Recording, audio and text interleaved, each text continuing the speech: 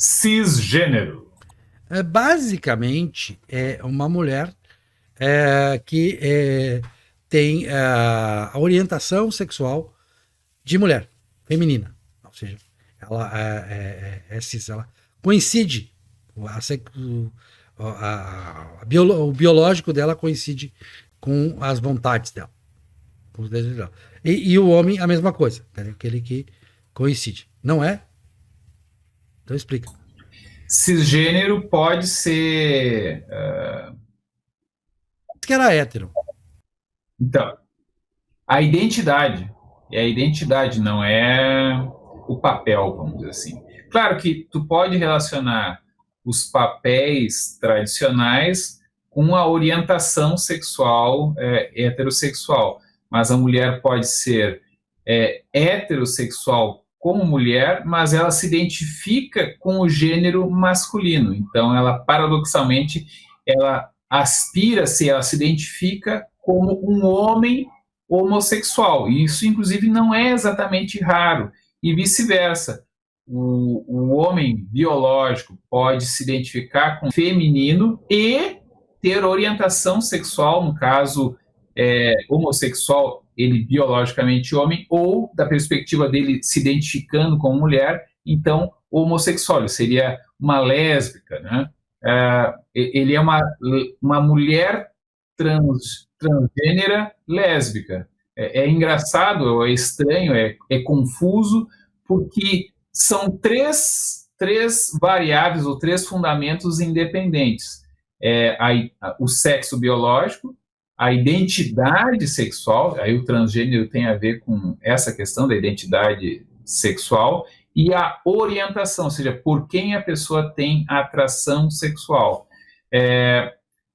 Hoje em dia, isso tem tido muita visibilidade, isso é positivo, porque sempre em todas as culturas humanas se observa esse fenômeno, mas se suspeita que, em parte, se tem estimulado aquilo que pode ser uma confusão da identidade que passa por todo mundo, principalmente na puberdade, em parte da adolescência, em parte estaria sendo problematicamente estimulado, com riscos, inclusive, de tratamentos mutilantes, porque, enfim, a transição de gênero, se for utilizado hormônio e cirurgias, é uma coisa que, para quem sofre muito com a disforia de gênero, é importante, mas, ao mesmo tempo, para aquela pessoa que era uma dúvida, pode gerar um dano desproporcional ao sofrimento que ela tinha, gerando mais sofrimento. Mesmo para a pessoa que tem disforia de gênero, ou seja, ela fortemente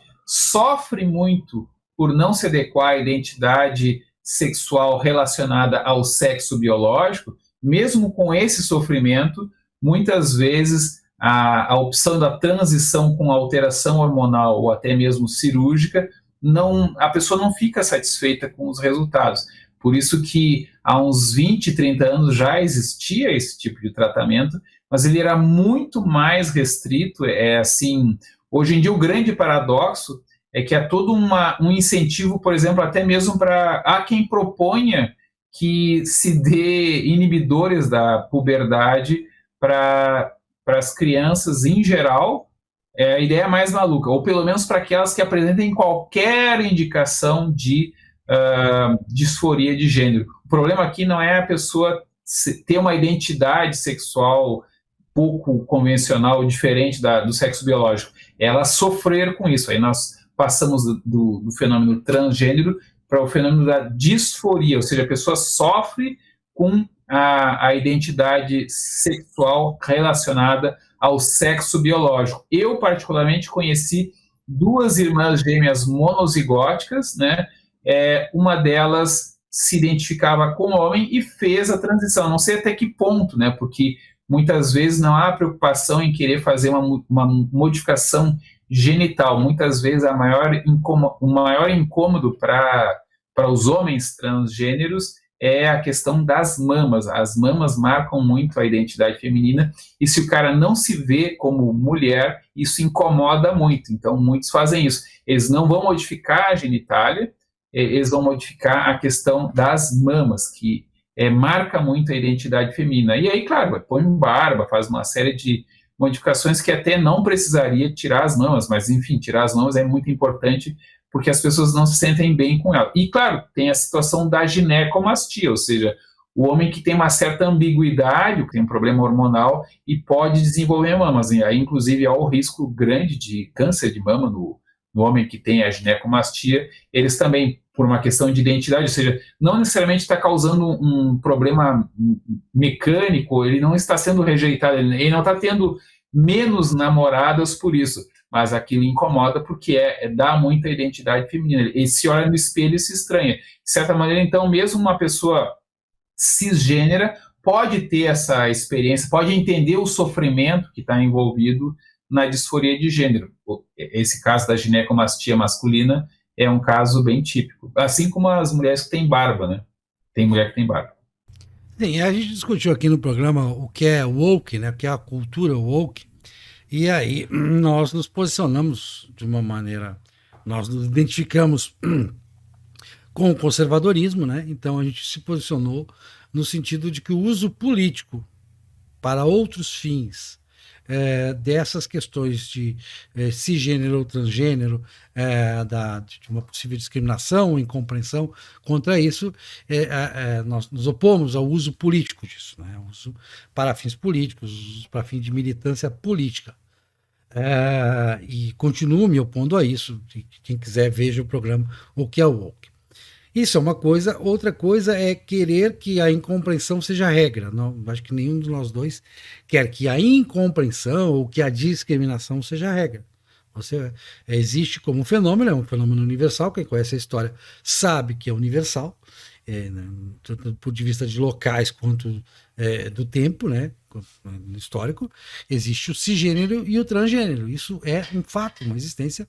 E claro que a gente não deve dar sofrimento adicional a quem tenha qualquer dúvida nesse sentido, alguém que tenha um sofrimento por estar nessa dúvida e, claro, ser solidário a esse sofrimento. Então, tudo bem, não interferir nisso no sentido de piorar, no sentido de ser incompreensivo ou de tentar dizer alguma coisa ofensiva àquela pessoa, seja o cisgênero, seja o transgênero. Então isso fica, para ficar bem claro, né, que não cabe. A gente teve um outro programa aqui, Transfobia, né, que a gente colocou que realmente estimular a fobia, estimular o preconceito é uma coisa altamente negativa, né? Não é uma coisa que se deva desejar, que se deve ser evitado. Mas entender que existe tanto o cisgênero, então o cisgênero existe em oposição ao transgênero, né? O cisgênero, ele é paradoxalmente mais estranho porque ele é o normal, o comum, a regra, né? Então nós dois, né, a gente poderia ser os dois homossexuais, mas nós somos claramente cisgêneros. Em que sentido? Nós nos identificamos a identidades que nas nossas culturas são associadas ao masculino. Basicamente, cisgênero é isso. Então, como é que se pode... Várias formas de ser cisgênero tendo sexo biológico masculino na sociedade ocidental ou brasileira ocidentalizada, né? Então, em relação a trabalhar, né? Trabalhar fora, usar gravata, usar cabelo relativamente curto, eu estou deixando crescer, deixar a barba crescer ou fazer a barba parada, mas deixar ela com uma certa sombra de barba, de bigode aqui, né? Isso é celebrar a identidades masculinas. Se eu usasse aquele bigode lá do Fred Mercury, né, tivesse aqui com uma roupa colorida, ainda que fosse, então, uma espécie de militância da identidade gay masculina, seria também uma identidade cisgênero, ou seja, é uma identidade que na nossa cultura a gente identifica, esse cara é homossexual, ele é ativista LGBTQIA+, né? Mas, ainda assim, eu estou identificado, eu estou em paz com a minha identidade biológica de homem. Assim, até a minha orientação sexual, ela funciona muito bem, eu explorando as características do meu sexo biológico.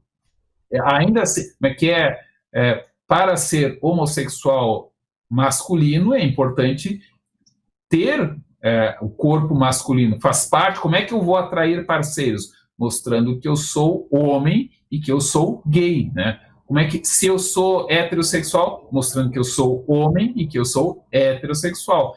Ambas as identidades têm um certo estereótipo.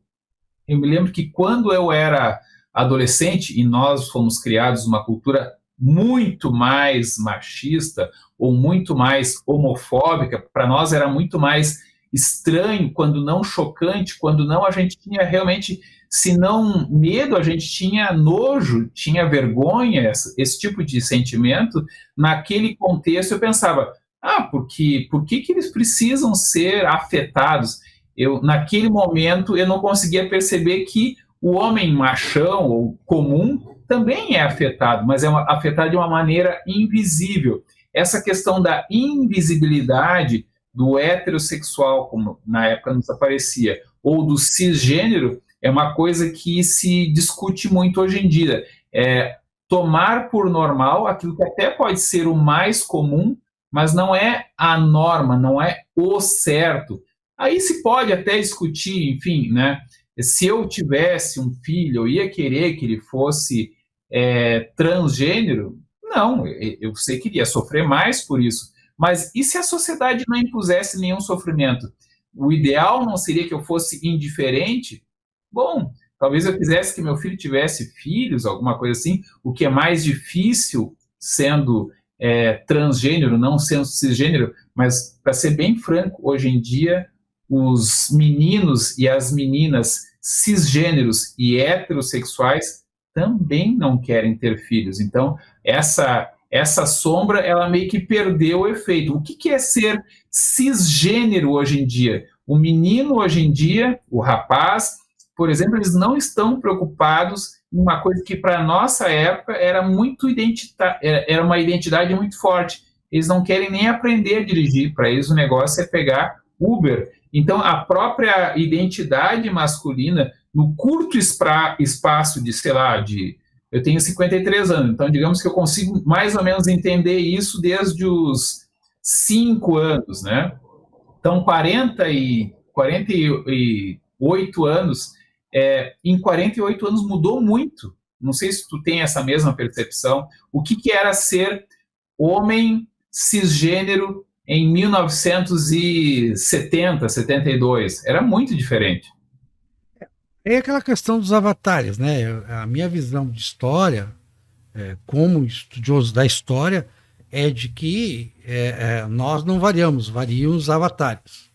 Então, o que há em essência, tanto no transgênero quanto no cisgênero, continua basicamente a mesma coisa.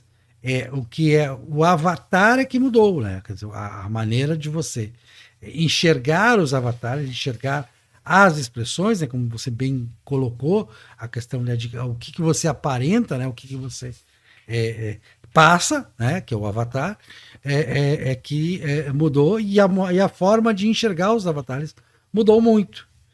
Mas as pessoas que se preocupam com isso é o fim do mundo, não sei o que e tal, mudou, as pessoas mudaram, houve uma mudança. Não houve nenhuma mudança essencial, quer dizer, ou se houve também, foi mínima, né? Foi uma variação que já estava prevista, mas no espaço de 40 anos, no espaço de uma geração, não há o menor risco da humanidade mudar completamente as suas características essenciais, se não de mudar os avatares. Isso é muito comum. Inclusive, na história se repete, se repete e se repete e se repete.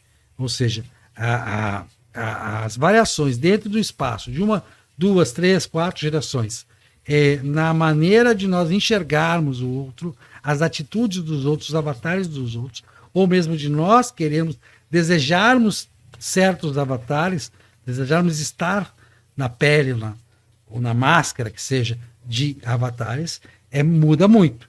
É a cultura do tempo. Isso é cultura. Cultura é algo sempre em movimento. Já discutimos isso aqui. A noção substantivista de cultura, ela carece de revisão. Ela é um erro, né? Ter uma visão substantivista de cultura como uma coisa estanque. Cultura não é. Cultura é algo que está o tempo todo sendo influenciada. Uns aos outros estamos nos influenciando. E, inclusive com componentes políticos, porque não? Acho que a política é parte da cultura, né? Embora eu seja contra o uso político de certas coisas, não significa que eu não reconheça que a própria política em si, a posição política é parte da cultura. Quando tu defende, e eu não tenho nada contra, até te apoio, a ideia de um homem, uma mulher formam uma família com crianças, né? Isso, na verdade, é um ideal político, né?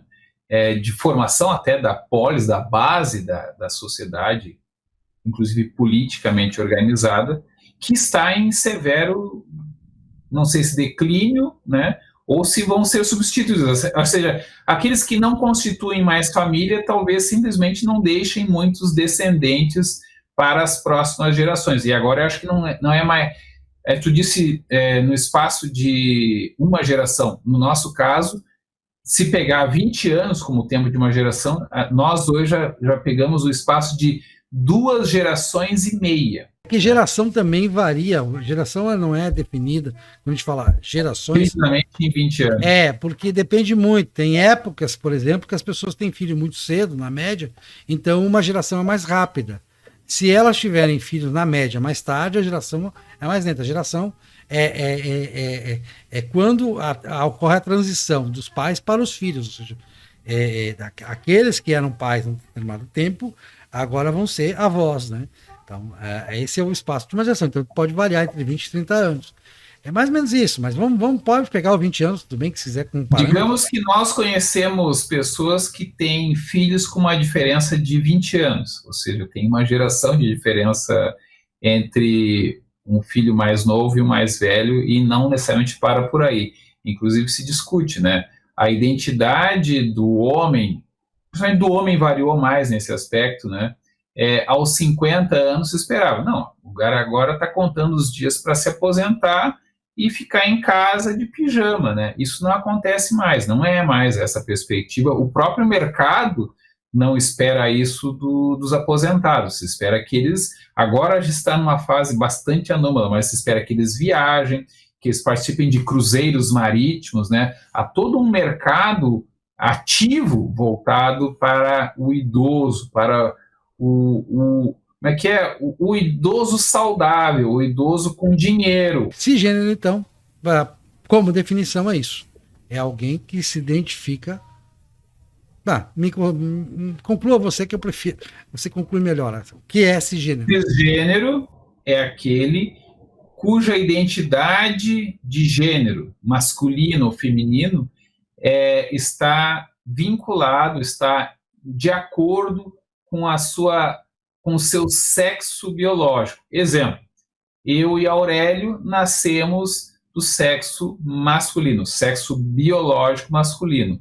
E nós dois nos identificamos como masculinos. Poderia um ou ambos sermos gays, não faria diferença. Ambos seríamos cisgêneros, porque se essa nossa identidade, ou de heterossexual ou de homossexual, está de acordo com a identidade biológica dos nossos corpos, isso já é cisgênero. Seria transgênero, mesmo que eu tivesse atração por mulheres. Eu tenho sexo biológico masculino, tenho atração sexual por mulheres, mas eu próprio me identifico mais como mulher do que como homem, como gênero, como expectativas de comportamentos, de gestual, o mais variado. Se eu me identifico como uma mulher trans, lésbica, eu seria então transgênero. Como eu me identifico com o meu sexo biológico,